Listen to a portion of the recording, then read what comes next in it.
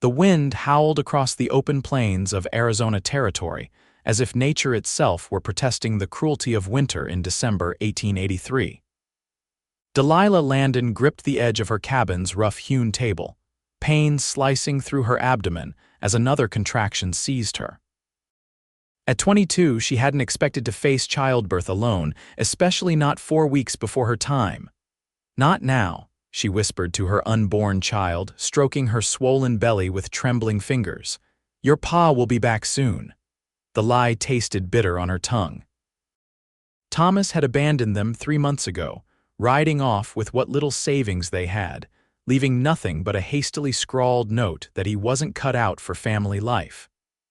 Outside, the first snowflakes of an unseasonable storm danced past the window. Casa Grande rarely saw snow, but this winter had proven exceptional in its harshness. Delilah needed supplies from town. She had no choice but to make the journey. The nearest neighbor was 5 miles away, and she couldn't risk waiting out the storm with her pantry nearly bare. She dressed carefully, layering her warmest clothes over her pregnant form before wrapping herself in a woolen shawl. The small cabin that had once represented her dreams now felt like a prison of loneliness. With determination born of necessity, she hitched her aging mare, Penny, to the small wagon and set out. The trip to Casa Grande normally took just over an hour, but the worsening weather slowed their progress considerably. Halfway there, Penny startled at something in the underbrush, perhaps a rabbit or coyote, and lurched sideways. The wagon wheel caught on a hidden rock, and before Delilah could steady herself, she was thrown from her seat. The fall knocked the breath from her lungs. For several moments, she lay stunned in the gathering snow, her mind struggling to make sense of what had happened. Then the pain came sharp and insistent in her abdomen, different from the earlier contractions.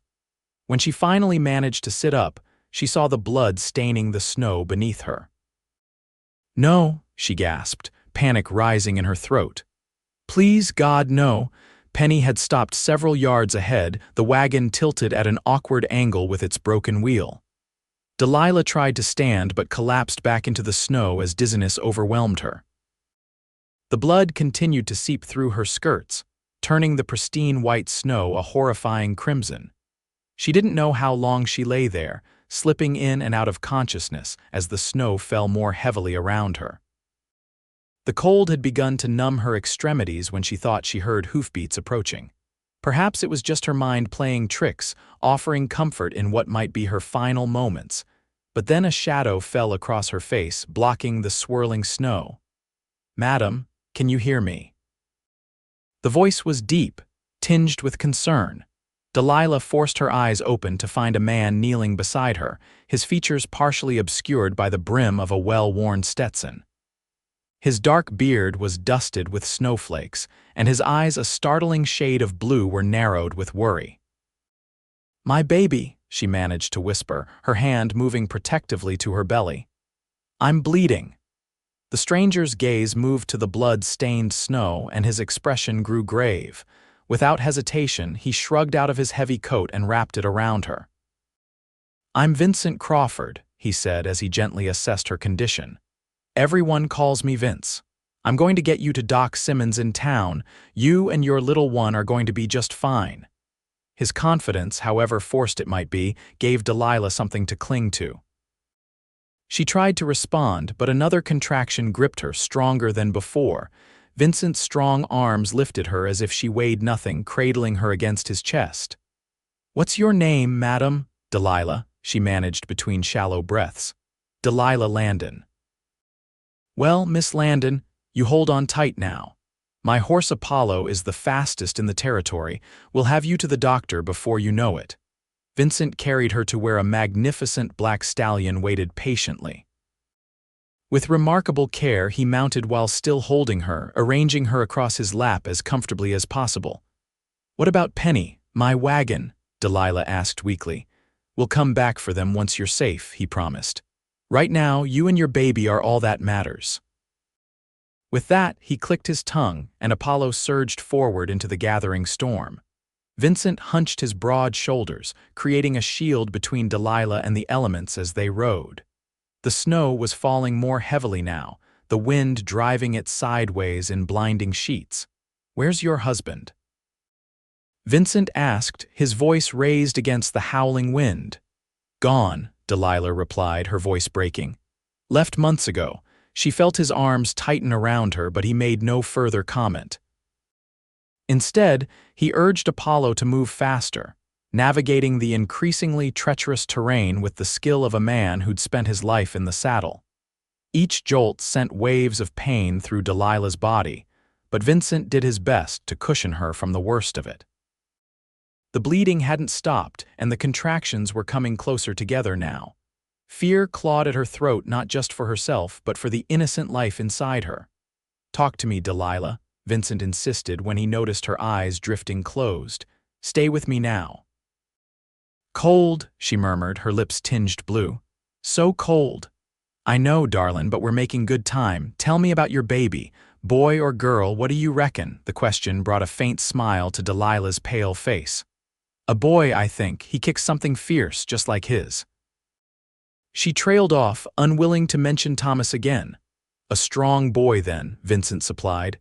"Got a name picked out. Samuel, after my father. Samuel Landon. That's a fine name, strong and honest." Another contraction seized her, more powerful than the last, and Delilah couldn't suppress a cry of pain.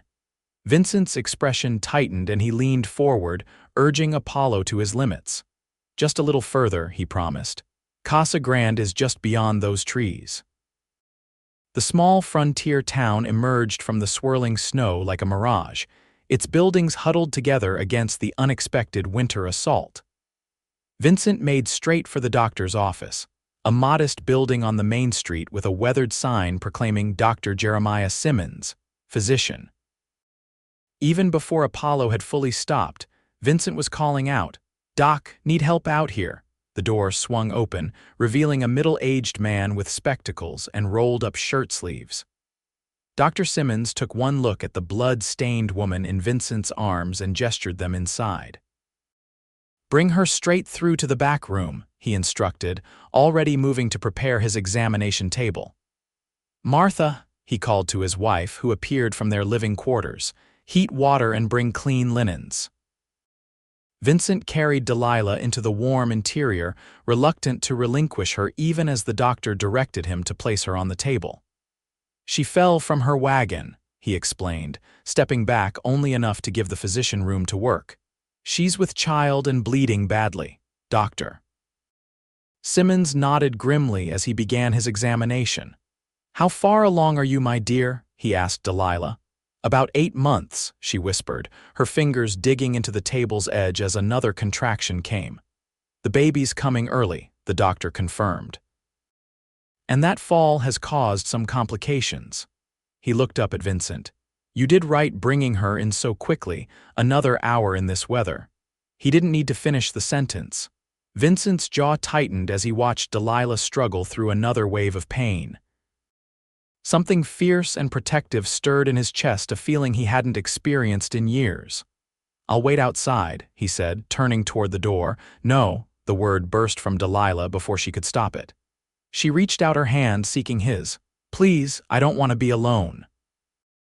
Vincent hesitated only a moment before returning to her side and taking her outstretched hand. "I'm not going anywhere," he promised softly. Martha Simmons bustled in with steaming water and an armful of clean linens. She took one look at the scene before her and immediately went to work preparing for the delivery. "The bleeding concerns me," Dr. Simmons said quietly to his wife, though Vincent could still hear. "We may need to act quickly." The next hours passed in a blur of pain and fear. Delilah's labor progressed rapidly, her body weakened from the fall and blood loss. Vincent remained steadfastly by her side, wiping her brow with a cool cloth, offering words of encouragement and allowing her to crush his hand during the worst contractions. Outside, the snow continued to fall, piling in drifts against the building's sides, isolating them in a world of white. The wind's mournful keening provided a backdrop to Delilah's labor. "Push now, Mrs. Landon," Dr. Simmons urged as the moment of birth approached. "Your baby needs to come quickly." Delilah gathered her remaining strength and bore down, her face contorted with the effort. Vincent supported her shoulders, his heart racing nearly as fast as hers. "You're the strongest woman I've ever met," he told her with quiet sincerity. "You can do this, Delilah." With a final, tremendous effort, Delilah gave birth to her son. The tiny cry that filled the room was the most beautiful sound Vincent had ever heard. "A boy, just as you thought," Dr. Simmons announced, quickly checking the infant while his wife attended to the continued bleeding. "A bit small, but his lungs are certainly healthy." The doctor worked swiftly to control Delilah's bleeding while Martha cleaned and wrapped the newborn. Vincent found himself holding his breath until Dr. Simmons finally straightened with a relieved smile. "The bleeding's under control," he announced. "You'll need plenty of rest, Mrs. Landon, but I believe the worst has passed." Martha placed the swaddled infant in Delilah's trembling arms. "Here's your son, my dear." Tears streamed down Delilah's face as she gazed at her child for the first time. "Samuel," she whispered. "Hello, my sweet Samuel." Vincent looked down at the tiny red face, something shifting irreversibly in his heart. He'd never considered himself a man suited for family life, but watching Delilah with her son awakened emotions he hadn't known he possessed. "He's perfect," he said, his voice rough with feeling. Delilah looked up at him with exhaustion-dimmed eyes that still managed to convey immense gratitude. "Because of you," she said softly, "you saved us both." Dr. Simmons cleared his throat. "Mrs. Landon needs rest now. She and the baby can stay here tonight. It wouldn't be safe to move them in this weather anyway." Vincent nodded, reluctantly releasing Delilah's hand. "I should see to the horses and let you rest." "You'll come back?" Delilah asked, suddenly anxious. "I promise," Vincent assured her. "I need to fetch your mare and wagon anyway. I'll return by morning." As Vincent stepped out into the snow-blanketed street, he felt changed in ways he couldn't fully comprehend. He'd ridden into Casa Grande that morning a solitary drifter, a man passing through on his way to somewhere else. Now, he felt anchored by the woman and child he'd left in the doctor's care. Apollo stood patiently where he'd left him, snow accumulating on the saddle. Vincent brushed it off and mounted, his thoughts already turning to retrieving Delilah's wagon and horse before nightfall. The storm had eased somewhat, though the snow continued to fall steadily. Vincent retraced their path with unerring accuracy, eventually finding Penny still hitched to the damaged wagon. The mare whickered nervously at his approach, calming only when he offered a gentle word and a reassuring touch. Vincent assessed the wagon, finding the wheel broken beyond his ability to repair it on the spot. He unhitched Penny and secured her to Apollo's saddle horn with a lead rope. "Come on, girl," he coaxed. "Your mistress and her new son are waiting." He found Delilah's belongings scattered where she had fallen. The snow had nearly covered all evidence of her presence, save for the disturbing dark patch where her blood had stained the ground. Vincent gathered what he could find: a small bundle of supplies, a worn leather purse, and secured them to his saddle. By the time he returned to Casa Grande, night had fallen completely. He stabled both horses at the town livery, ensuring they were well fed and bedded down before making his way back to the doctor's office. His knock was answered by Martha, who ushered him inside with a sympathetic smile. "They're both sleeping," she whispered, leading him to a small room off the main office where Delilah lay on a narrow bed, her baby cradled in a makeshift crib beside her. "The doctor says they're doing remarkably well, considering." Vincent nodded, relief washing through him as he observed the gentle rise and fall of Delilah's chest. "I found her wagon," he informed Martha quietly. "The wheel's broken and I couldn't bring it back in this snow."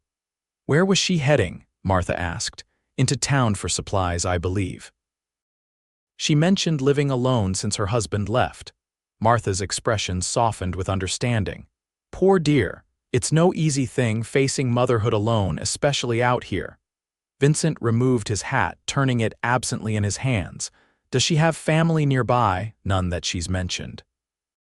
Dr. Simmons says she's been living in that cabin about 6 miles east of town for less than a year. Her husband worked at the Silver Creek mine before he abandoned her. A muscle twitched in Vincent's jaw. What kind of man left his pregnant wife to fend for herself in such unforgiving territory? The question stirred an anger in him that he hadn't expected. "I'll fix her wagon tomorrow," he decided, "and see her safely home when the doctor says she's ready." Martha studied him curiously. "That's very generous, Mr. Crawford," Vincent shrugged, uncomfortable with her scrutiny. "Just doing what any decent man would." "Perhaps," Martha replied with a knowing smile, "you should get some rest yourself. There's a room at the Grand Hotel still available, last I heard." Vincent thanked her and turned to leave, pausing for one last look at Delilah and her son. In sleep, the strain had eased from her features, making her look even younger than she was. A stray curl of auburn hair had escaped her loosened braid, resting against her cheek. Vincent resisted an unexpected urge to brush it aside. "Good night, Mrs. Landon," he whispered before slipping out into the night. The following morning dawned clear and cold, the storm having spent its fury. Vincent woke early, securing the services of the town blacksmith to help repair Delilah's wagon. By mid-morning, he had retrieved it from where it had been abandoned, and by afternoon the wheel was repaired. When he returned to the doctor's office, he found Delilah awake and sitting up in bed, nursing her son. She looked up as he entered, a blush coloring her pale cheeks. "I'm sorry," Vincent said quickly, backing toward the door. "I should have knocked." "No, please," Delilah stopped him. "I'm decent enough and I wanted to thank you properly." She adjusted her shawl to cover herself more fully as Samuel finished nursing. "Doctor Simmons told me how far you rode through the storm. You risked your life for strangers." Vincent removed his hat, feeling uncharacteristically awkward. "Anyone would have done the same." "No," Delilah said with quiet certainty. "They wouldn't have. I've learned that the hard way." A moment of understanding passed between them, a recognition of shared experiences with human callousness. "I fixed your wagon," Vincent said, changing the subject. "And Penny's fine, stabled at the livery with Apollo." Gratitude filled Delilah's eyes. "You didn't need to do that." "I wanted to," Vincent replied simply. He hesitated, then added, "Dr. Simmons says you shouldn't travel for at least a week. I'd be happy to take you home when you're ready." Delilah's expression clouded. "I don't know how I'll manage once I'm home. I barely had enough supplies to last the week, and now with Samuel." She trailed off, clearly overwhelmed by the challenges ahead. Vincent made a decision then, one he hadn't consciously planned, but that felt right nonetheless. "I could help get you situated," he offered. "Stock your pantry, chop firewood, whatever you need until you're back on your feet." Surprise registered on Delilah's face. "But surely you have somewhere to be, Mr. Crawford. I couldn't ask you to delay your journey." "Vincent," he corrected gently, "or Vince, and I'm not in any hurry. I was just passing through, looking for work." "There's not much work in Casa Grande this time of year," Delilah warned. Vincent smiled, the expression transforming his rugged features. "Then it seems like perfect timing. I'm offering my services in exchange for a place to stay until spring if you're amenable, of course." Delilah studied him, caution warring with hope in her eyes. "Why would you do this for someone you don't even know?" "Maybe I'm tired of not knowing anyone," Vincent answered with unexpected honesty. "Or maybe I just can't stand the thought of you and this little fellow struggling alone out there." He nodded toward Samuel, who had fallen asleep against his mother's chest. After a long moment, Delilah nodded. "I accept your offer, Vincent, and I promise it won't be charity. Once I'm recovered, I can cook and clean, and I make quilts to sell in town." "We have a deal then," Vincent said, extending his hand. Delilah shifted Samuel to one arm so she could shake Vincent's hand. The touch lingered a moment longer than necessary, a silent acknowledgement of the unusual arrangement they'd just agreed to. Over the next week, while Delilah and Samuel remained under Dr. Simmons' care, Vincent busied himself preparing for their return to the cabin. He purchased supplies, repaired the broken window Delilah had mentioned, and chopped enough firewood to last through the coldest days ahead. Each evening, he would return to the doctor's office to report his progress and spend time with Delilah and Samuel. Those quiet evenings changed something fundamental between them. Delilah learned that Vincent had been a Texas Ranger before drifting westward, carrying wounds both physical and emotional from his time enforcing the law. Vincent discovered that Delilah had come west from St. Louis with Thomas after her parents died, dreaming of a fresh start that had crumbled with her husband's departure. "Did you ever marry?" Delilah asked one evening as they shared a simple meal Martha had prepared. Vincent shook his head. "Came close once. Elizabeth was her name." She decided a ranger's wife faced too many uncertain evenings wondering if her husband would come home. "She must have loved you very much to worry like that," Delilah observed. Vincent smiled ruefully. "Not enough to wait, apparently."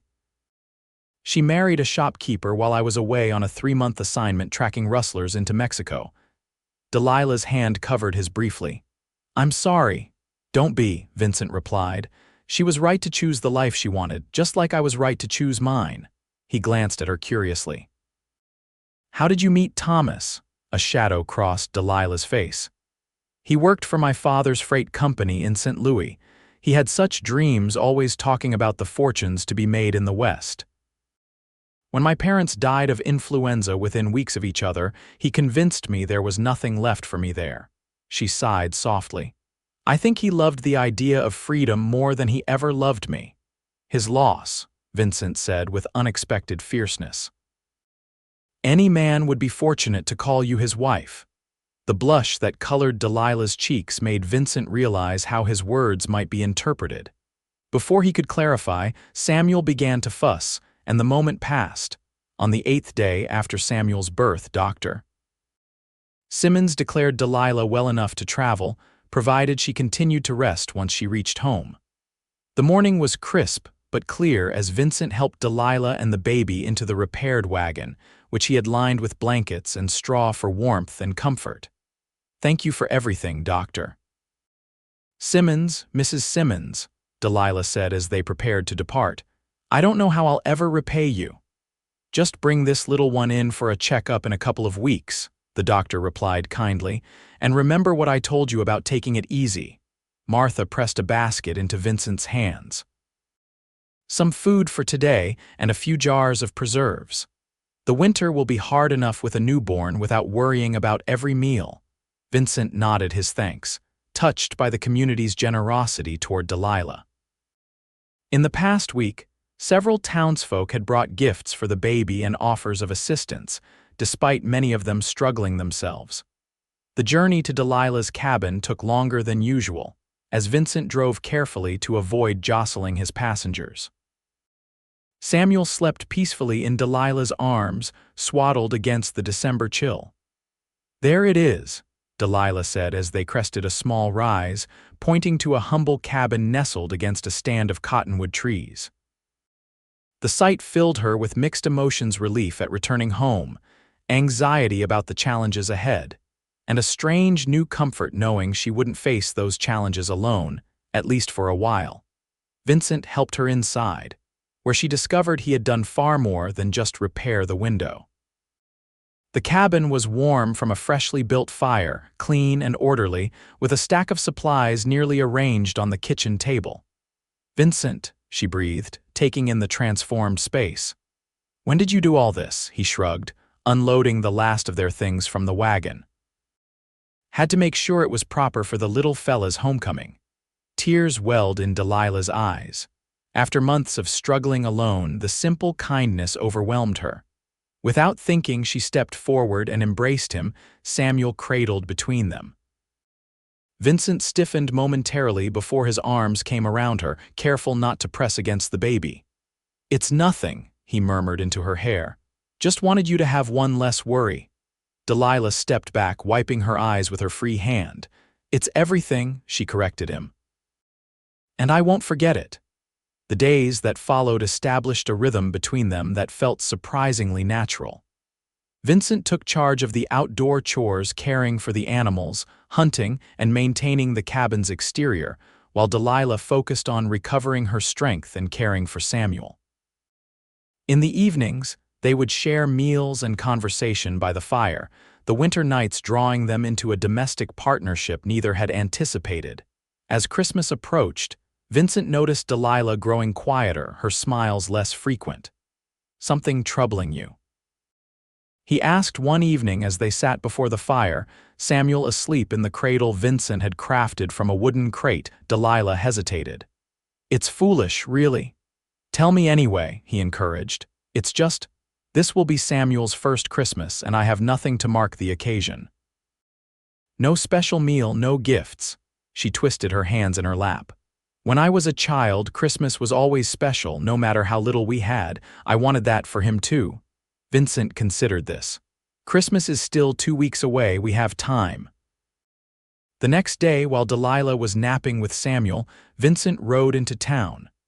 He returned with a small pine tree strapped to Apollo's saddle, along with a mysterious burlap sack he refused to let Delilah examine. "It's not Christmas Eve yet," he reminded her with a wink.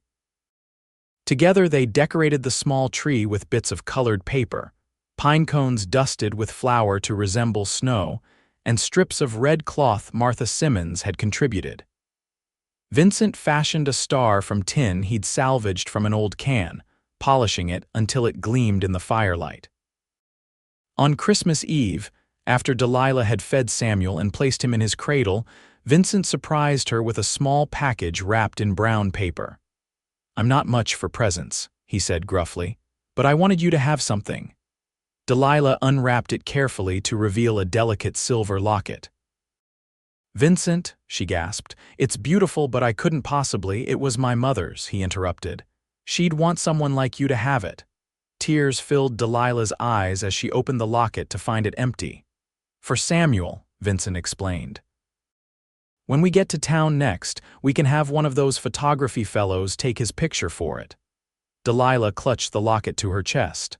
"I have something for you too," she admitted, retrieving a package from beneath her bed.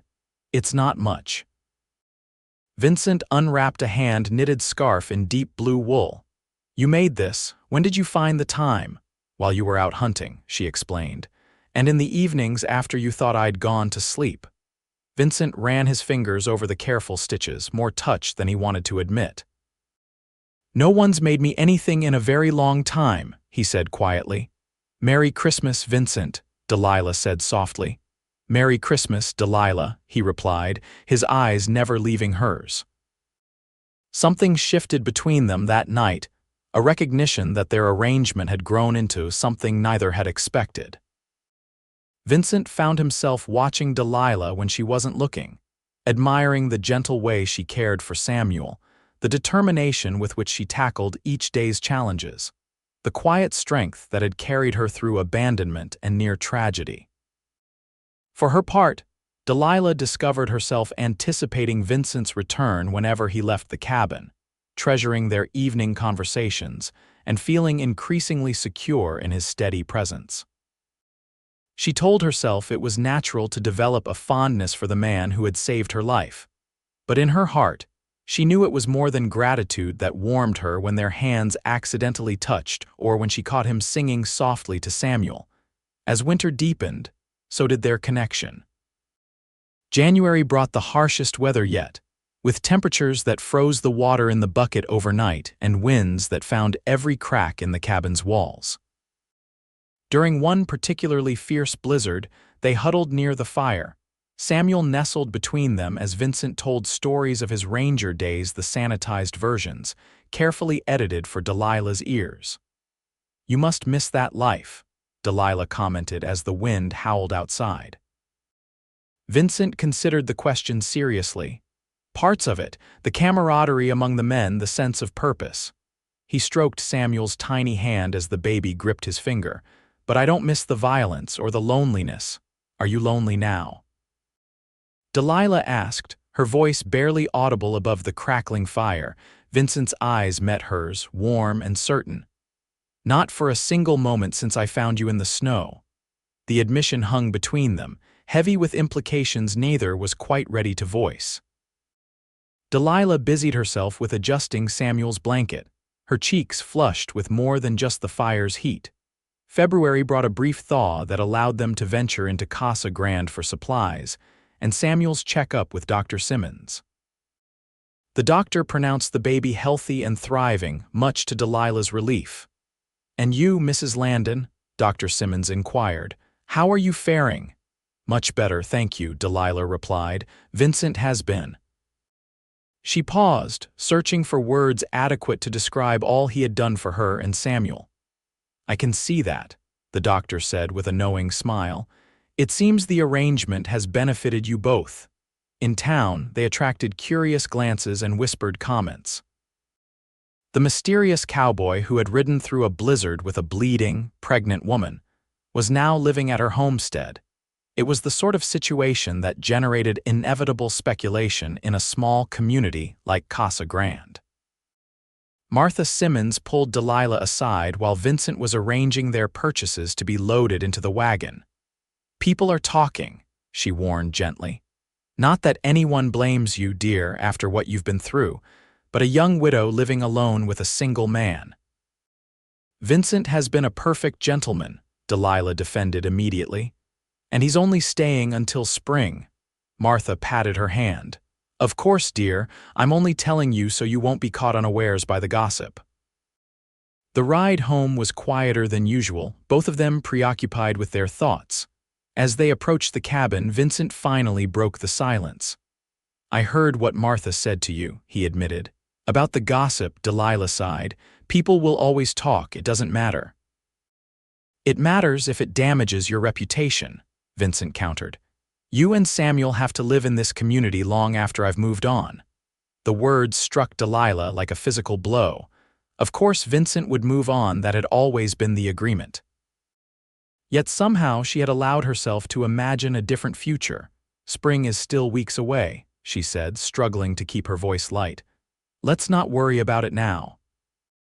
But the conversation planted seeds of uncertainty that grew as February gave way to March, and the first signs of spring began to emerge. The snow receded from the south-facing slopes, and tiny green shoots appeared in the protected areas around the cabin. Soon, Vincent would have no reason to stay. One evening, as they sat on the cabin's small porch watching the sunset, Samuel sleeping soundly inside, Delilah gathered her courage to ask the question that had been weighing on her mind. "Where will you go when you leave?" Vincent was silent for so long that Delilah wondered if he'd heard her. Finally, he said, "I haven't decided. You mentioned California once," she prompted. "I did," he acknowledged, "though Arizona has its own appeal that I didn't appreciate before." Hope flickered in Delilah's chest, but she was afraid to nurture it. "The territory is growing quickly." "I'm sure there are opportunities for a man with your skills." Vincent turned to look at her directly, his expression serious. "Delilah, there's something I need to tell you, something I should have mentioned before." Alarm replaced hope as Delilah braced herself for whatever confession was coming. "What is it?" "I wasn't just passing through Casa Grande by chance that day," Vincent explained. "I was tracking a man, Jared Blackwell. He and 2 others robbed a bank in Tucson, killed 2 people. As a former ranger, I was asked to assist in bringing them to justice." Delilah's eyes widened. "You're still a lawman, not officially, but I have skills the local authorities lack, and Blackwell." Vincent's jaw tightened. "He and I have history. I was close to finding him when I found you instead." "And you gave up the hunt to help me," Delilah realized. Vincent nodded. "I sent word to the sheriff in Tucson that I'd resume the search in spring. Blackwell's likely holed up somewhere for the winter anyway." "So you really do have to leave," Delilah said softly, her heart sinking. Vincent reached for her hand, a gesture that had become increasingly common between them. "I gave my word, but that doesn't mean I can't come back." Delilah looked down at their intertwined fingers. "To visit, or to stay," Vincent said quietly, "if that's something you might want." The admission sent her pulse racing.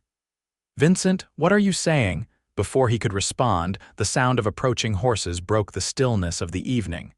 Vincent was on his feet instantly, his hand moving to the revolver he always wore. "Stay here," he instructed, stepping in front of Delilah protectively. 3 riders emerged from the gathering dusk, approaching the cabin at a measured pace. Vincent's posture stiffened as he recognized the lead rider. "Sheriff Davis," he called out, "what brings you out this way?" The sheriff of Casa Grande, a weathered man in his 50s, raised a hand in greeting. "Evening, Crawford, Mrs. Landon," he dismounted, followed by his 2 deputies. "Got word from Tucson. Blackwell's been spotted near Phoenix, heading this direction." Vincent's expression darkened. "When?" "2 days ago. Thought you'd want to know, given your interest in the matter." "I appreciate that," Vincent replied, his mind already calculating what this meant for his plans. Sheriff Davis glanced between Vincent and Delilah with barely concealed curiosity. "Also thought you might want to join the posse we're forming. Man with your tracking skills would be valuable." Vincent hesitated, torn between his sense of duty and his reluctance to leave Delilah and Samuel. "When do you ride out?" "First light tomorrow," the sheriff answered. Meeting at the office before dawn. After the sheriff and his deputies departed, a heavy silence fell between Vincent and Delilah. They moved inside to check on Samuel, still peacefully asleep in his cradle. "You have to go," Delilah said finally, her voice steady despite the turmoil inside her. Vincent ran a hand through his hair in frustration. The timing couldn't be worse. "It's what you came here to do," Delilah reminded him. "And if this man is as dangerous as you say, you can't let him remain free." Vincent moved closer, taking both her hands in his. "I will come back, Delilah." "I promise you that." Tears threatened, but Delilah blinked them away. "I've heard promises before, Vincent." "Not from me," he said firmly. "I need you to believe that I'm not Thomas. When I give my word, I keep it." Delilah wanted desperately to believe him. The thought of him riding away, possibly into danger, filled her with a dread that confirmed what she'd been reluctant to acknowledge: she had fallen in love with Vincent Crawford. "How long will you be gone?" she asked. "A week. 2 at most," Vincent replied. "Blackwell's not one to stray far from settlements where he can spend his stolen money." Delilah nodded, forcing practicality to overcome emotion. "I'll pack provisions for your journey." They spent the remaining hours of the evening in preparation. Vincent cleaned his weapons and checked his gear, while Delilah prepared food that would keep during his journey. Neither spoke of what had almost been said before the sheriff's arrival, though the unfinished conversation hung between them like a phantom. As dawn approached, Vincent knelt beside Samuel's cradle, gently touching the sleeping infant's cheek. "Watch over your mama while I'm gone, little man," he whispered. "I'll be back before you know it." When he straightened, Delilah was waiting by the door with his packed saddlebags. "Be careful," she said, her voice barely steady. Vincent took the bags, setting them aside before pulling her into his arms. "I have every reason to come back safely," he murmured against her hair. Before she could respond, he lowered his head and captured her lips with his. The kiss was gentle at first, tentative, but deepened as Delilah's arms wound around his neck. All the unspoken feelings of the past months poured into that embrace: gratitude, friendship, and the love that had grown between them despite every reason it shouldn't. When they finally parted, both breathless, Vincent rested his forehead against hers. "That's a promise," he said softly. "One I intend to keep." Delilah nodded, unable to speak past the emotion clogging her throat. She stepped back, allowing him to gather his things and move toward the door.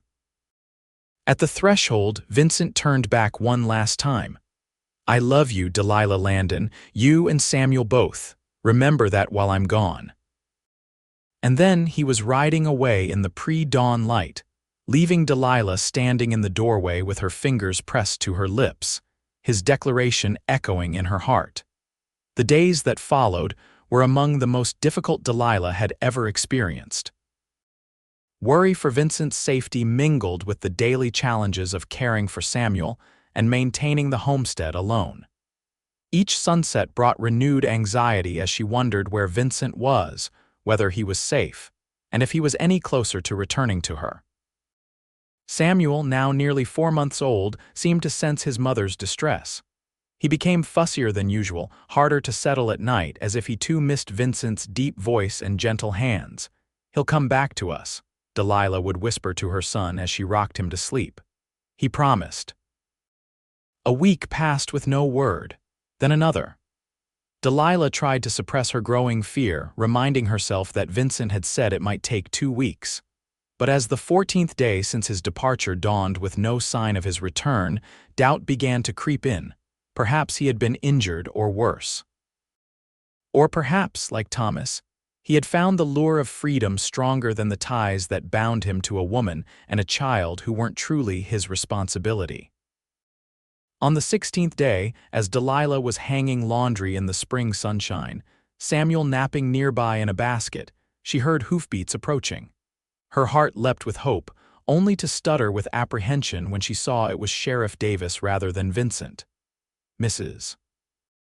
Landon," he greeted, removing his hat as he dismounted. "Beautiful day." "Sheriff," she replied, wiping her hands on her apron. "What brings you out this way?" The sheriff's expression was grave and Delilah's stomach clenched with dread. "Perhaps we should sit down, madam." "Just tell me," she insisted, her voice sharper than she intended. "Is it Vincent? Is he hurt?" Sheriff Davis sighed heavily. "There was a confrontation with Blackwell and his gang near the territorial border. Shots were exchanged." Delilah swayed slightly, gripping the clothesline for support. "Is he dead?" she managed to ask, the words feeling like stones in her mouth. "No, madam," the sheriff said quickly. "But he was wounded. He's at Doc Simmons' place in town. Took a bullet to the shoulder, lost a fair amount of blood before we got him back to Casa Grande." Relief warred with renewed concern. "Will he recover?" "Doc says his chances are good, provided infection doesn't set in. Crawford's a strong man, and he was mighty determined to get back here." The sheriff hesitated, then added, "He was asking for you, that's why I rode out personally." Delilah glanced at Samuel, still sleeping peacefully.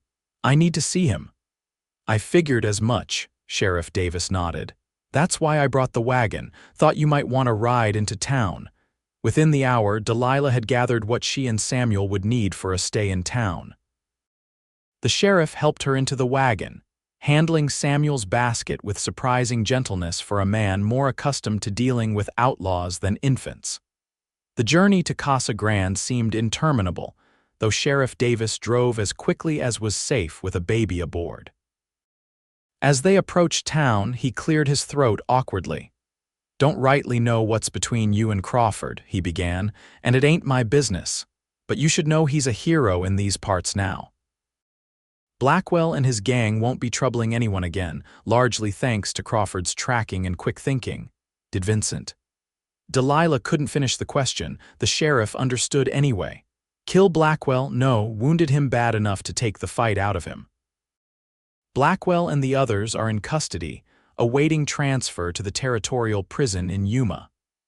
When they finally reached Dr. Simmons' office, Delilah could barely contain her impatience. Martha met them at the door, her kind face lighting up at the sight of Samuel. "He's awake and asking for you," she told Delilah. "Stubborn man refuses to rest properly until he sees you're safe." Dr. Simmons emerged from the back room, wiping his hands on a towel. "Mrs. Landon, good you're here. Perhaps you can convince our patient to follow medical advice now." "How is he truly?" Delilah asked anxiously. "The bullet went clean through the shoulder, missing anything vital. He lost blood and there's risk of infection, but I'm cautiously optimistic." The doctor gestured toward the door. "Go on in, just don't let him get too excited." Delilah handed Samuel to Martha, who cooed delightedly at the baby. "I'll just show this little gentleman the kitchen, shall I?" Martha suggested. "Give you two a moment alone." With a grateful nod, Delilah moved toward the door Dr. Simmons had indicated. Her hand trembled slightly as she pushed it open. Vincent lay on the same narrow bed where she had recovered after Samuel's birth. His normally tanned face was pale, with several days' worth of beard darkening his jaw. His left shoulder was heavily bandaged, his arm immobilized against his chest. At the sound of the door, his eyes opened, and the relief that flooded his features made Delilah's heart contract. "Delilah," he breathed, attempting to sit up before wincing in pain. "Don't move," she admonished, rushing to his bedside. "You'll tear your stitches." Vincent reached for her with his uninjured arm, and she took his hand, squeezing it tightly. "Samuel," he asked immediately. "He's fine. Martha's spoiling him in the kitchen." Tears welled in Delilah's eyes as she took in Vincent's injured state. "When the sheriff came, I thought." "I know," Vincent interrupted gently. "I'm sorry for worrying you. It took longer than I expected to find Blackwell, and then this happened." He gestured toward his shoulder with disgust. "Careless of me." "The sheriff says you're a hero," Delilah told him, perching carefully on the edge of the bed. Vincent snorted. "The sheriff exaggerates. I just did what needed doing." His expression softened as he studied her face. "You look tired." "I haven't been sleeping well," she admitted. "Neither has Samuel. We've been missing you." Vincent's fingers tightened around hers. "I meant what I said before I left, Delilah, every word of it." "So did I," she replied softly.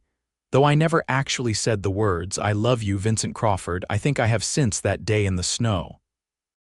The smile that spread across Vincent's face chased away the pain and fatigue that had marked his features.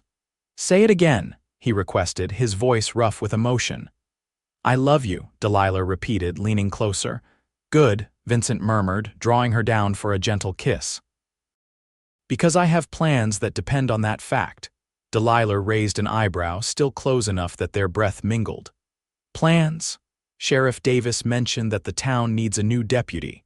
Someone who knows the territory, has experience with law enforcement, and isn't inclined to wander anymore." Hope bloomed in Delilah's chest. "You're staying in Casa Grande, if you'll have me," Vincent confirmed. "Not at the cabin, necessarily not right away. I respect your reputation too much for that. But nearby. Close enough to court you properly the way you deserve." Tears of joy spilled down Delilah's cheeks. "Samuel and I would very much like to be courted by you, Deputy Crawford." Vincent's recovery progressed steadily under the combined care of Dr. Simmons and Delilah, who insisted on staying in town to nurse him back to health. The citizens of Casa Grande, far from gossiping about impropriety, rallied around them.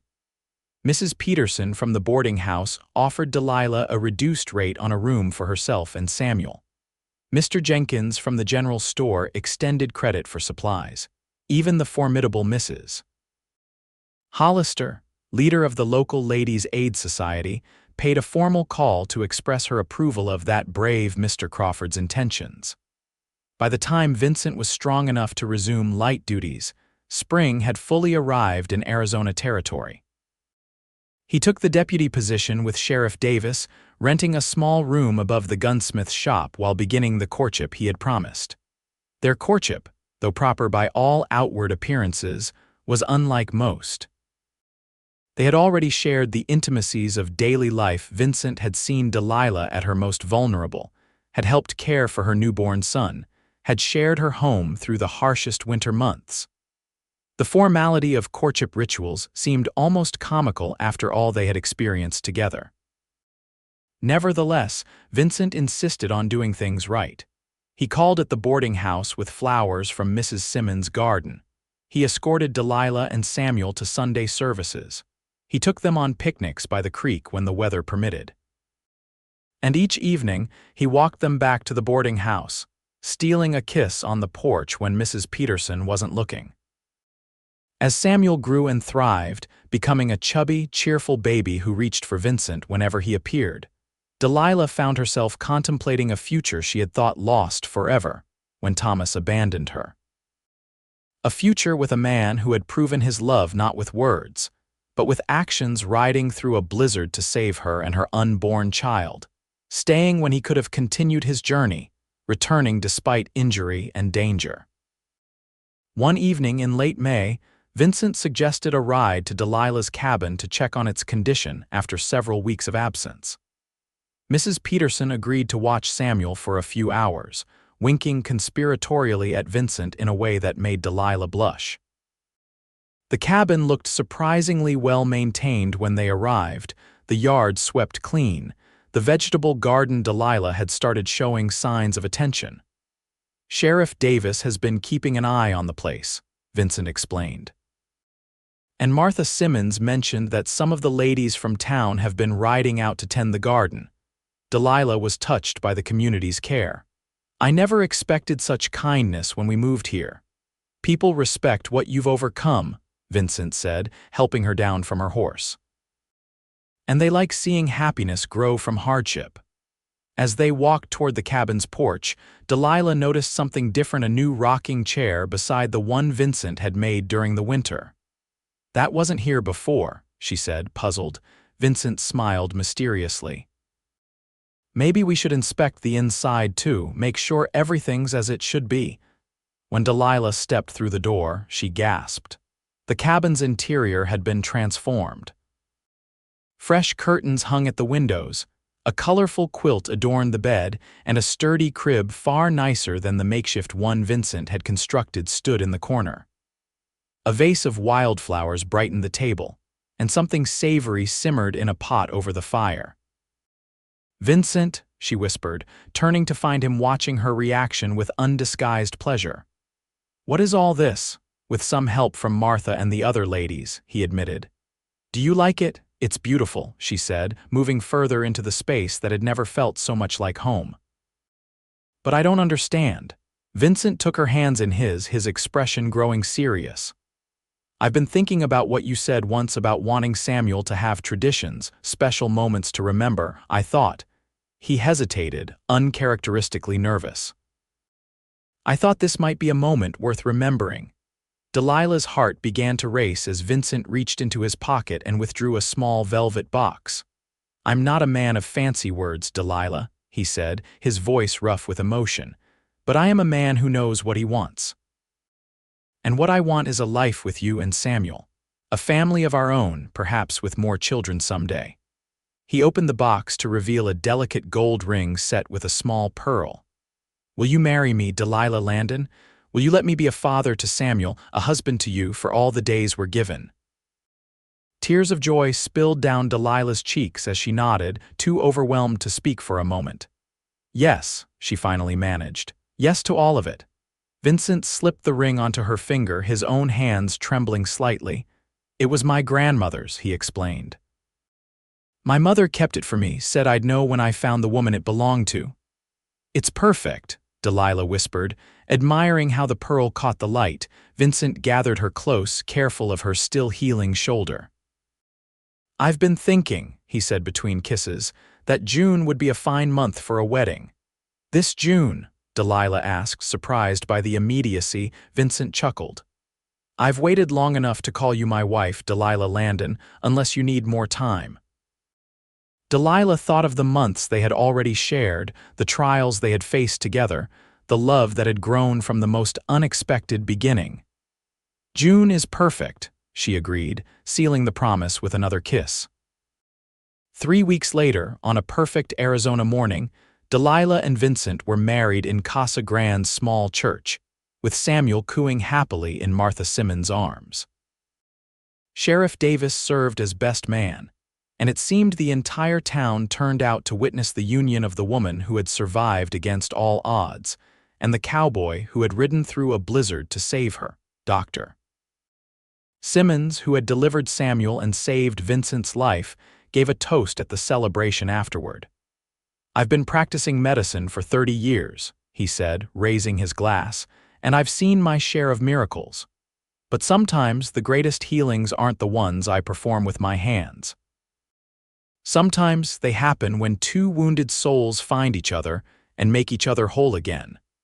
Vincent and Delilah returned to her cabin, their home now, as the sun set on their wedding day. Samuel slept peacefully in his new crib while his parents stood on the porch, watching the stars appear in the vast Arizona sky. "Happy?" Vincent asked, his arm around Delilah's waist. "More than I ever thought possible," she replied, resting her head against his shoulder. "Do you ever think about that day, if you hadn't found me in the snow?" Vincent tightened his hold on her. "I believe some things are meant to be, Delilah. I wasn't looking for you, but somehow I found you exactly when you needed me most." "And I found you when you needed me," Delilah added softly. "Even if you didn't know it yet." They stood in comfortable silence for a moment, contemplating the journey that had brought them to this moment. "What do you think Samuel will remember of all this when he's older?" Delilah wondered. Vincent smiled, pressing a kiss to her temple. Not the difficult parts, just that he was loved from his very first breath by a mother brave enough to survive for him and a father who chose him with his whole heart. "And that's enough?" Delilah asked. Vincent turned her in his arms, looking into the eyes of the woman who had become the center of his world. "That's everything," he assured her. "Love is always enough." As the stars continued to emerge above their home, Vincent and Delilah Crawford began the next chapter of a story that had started in blood and snow, but would continue in warmth and joy for all the years to come. And when Samuel was joined by a sister 2 years later, and then twin brothers after that, the story of how their family became the most treasured tale in their household the day a cowboy rode through a blizzard and found not just a woman in need, but the family he never knew he was searching for.